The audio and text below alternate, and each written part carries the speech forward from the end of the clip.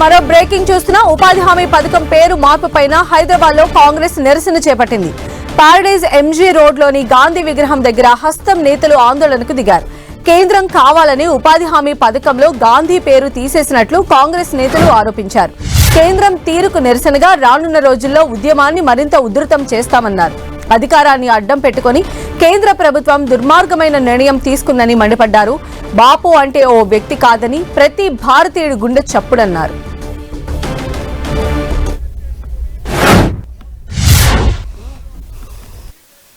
మన్రేగా నుంచి మహాత్మా గాంధీ పేరు తొలగింపుని వ్యతిరేకిస్తూ రాబోయే రోజుల్లో ప్రజల ఆశీర్వాదంతో కాంగ్రెస్ పార్టీ అధికారం రావడం ఖాయం. రాహుల్ గాంధీ గారి నేతృత్వంలో మళ్లీ మహాత్మా గాంధీని వెనక్కి తెచ్చుకుంటాం, వారి పేరు మళ్లీ పెట్టుకుంటామనే మాట కూడా సందర్భంగా మనవి చేస్తా ఉన్నాను. కులాల పేరిట మతాల పేరిట రాజకీయాలు దీర్ఘకాలం సాగు. 12 ఏళ్లు పాలించి కూడా మేము ఇది చేశామని చెప్పుకోలేని పరిస్థితి. కిషన్ రెడ్డి గారి నియోజకవర్గంలో డిపాజిట్ పోయిన పరిస్థితి. పంచాయతీ ఎన్నికల్లో డబుల్ డిజిట్ కూడా కష్టంగా దాటలేని పరిస్థితి. ఈ రాష్ట్రంలో మీకు బుద్ధి చెప్పుతామనే మాట కూడా ఈ పేదవారి పైన ఎట్టి పరిస్థితుల్లో మనం కనికరించేది లేదని ఆలోచన భాగంలో ఇదే కొద్ది సంవత్సరాల క్రితం ఏ విధంగానైతే కేంద్ర ప్రభుత్వ బడ్జెట్ లో కూడా కోతలు పెట్టిండ్రు జాతీయ ఉపాధి హామీ పథకానికి సంబంధించి. తదుపరి మహాత్మా గాంధీ లాంటి ఆ మహాత్ముని పేరును తొలగిస్తే రాబోయే కాలంలో మొత్తం ఈ జాతీయ ఉపాధి హామీ పథకాన్ని మొత్తం ఎత్తివేయాలనే ప్రయత్నంలో ఒక ఆలోచనతో ఒక దురాలోచనతో ముందుకు పోతున్న తరుణంలో గ్రామీణ ప్రాంతంలో ఉంటున్న మా రైతు సోదరులు, రైతు కుటుంబాలు, రైతు కూలీలకు సంబంధించి లేకుంటే ఆ పేదవారు కూడా ఆలోచన చేసి తప్పకుండా దీనిపైన పోరాటం చేయాల్సిందిగా ఈ రోజు ప్రదేశ్ కాంగ్రెస్ కమిటీ అధ్యక్షులు, మన అఖిల భారత కాంగ్రెస్ కమిటీ అధ్యక్షులు మల్లికార్జున్ ఖర్గే గారి నేతృత్వంలో ప్రతి జిల్లాలో ప్రతి రాష్ట్రంలో మరి జరుపుతా ఉన్న ఈ నిరసన శాంతియుతమైన నిరసన కార్యక్రమానికి సంబంధించి మనము పెద్ద పెట్టిన ముందుకు తీసుకెళ్లే ప్రయత్నం చేయాలని కోరుకుంటూ, అధికారం ఉంది కదా అని చెప్పి ఇది ఒక వ్యక్తి పైన పార్టీకి సంబంధించిన అంశం కాదు.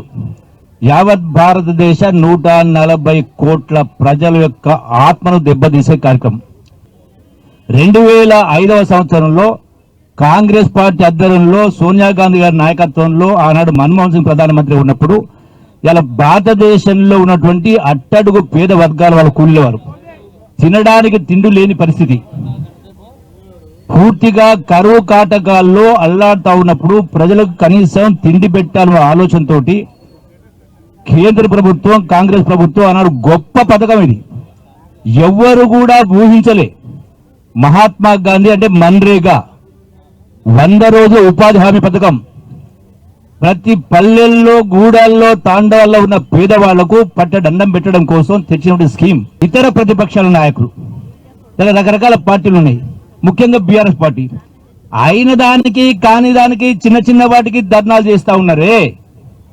మరి ఈనాడు ఇంత కోట్లాది మంది ప్రజల పొట్టగొట్టండి ఈ కార్యక్రమం పైన ఎందుకు మీరు స్పందిస్తలేరు, ఎందుకు ధర్నాలు చేస్తలేరు? ఇలా కేంద్ర ప్రభుత్వం ఒత్తిడి తీసుకురావాలా, అందరం కలిసి ఒత్తిడి తీసుకురావాలా. ఈనాడు ఇది ఒక కాంగ్రెస్ పార్టీకి సంబంధించింది కాదు, ఇది యావత్ తెలంగాణ ప్రజలకు సంబంధించినటువంటి. బాపు అంటే గాంధీ, తాత అంటే గాంధీ జీ అంటే బాపూజీ అంటే అణువణువున రక్తంలో మరుగుతున్న ప్రతి యువకుడు కూడా ఆలోచన చేస్తాడు ఏమైపోతుంది ఈ దేశంలో.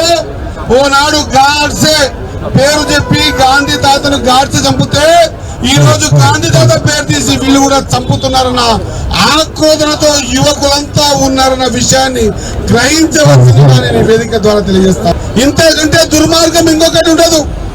మీరు అనుకుంటుండొచ్చు బాబు అంటే ఒక వ్యక్తికో ఒక పార్టీకో కాదు, ఈ దేశంలో పుట్టినటువంటి 140 కోట్ల జనాల గుండె తప్పుడు బాపూజీ అన్న విషయాన్ని మర్చిపోవద్దని తెలియజేస్తా